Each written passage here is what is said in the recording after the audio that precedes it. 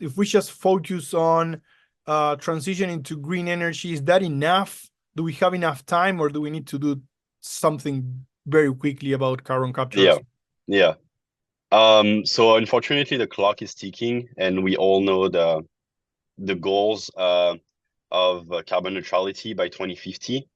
So like you mentioned in your introduction, by 2035, we need to cut by half, a little bit less than half, 45% all carbon emissions, and by 2050, the goal is to be carbon neutral.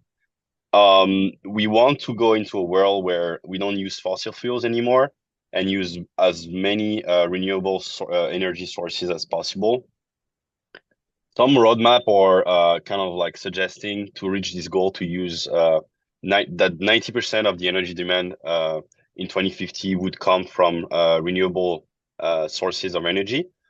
But those 90% of energy needed as the demand continues to rise, it requires an entire modernization and transformation of the grid to provide this electricity to houses and everywhere made from renewable energy sources.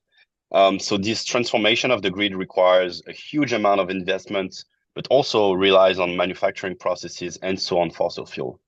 Unfortunately, we're not going to completely cut down our use of fossil fuel in those coming years. So there will always be a need and kind of like a dependency on fossil fuel. So that's why carbon capture is a relevant solution for that.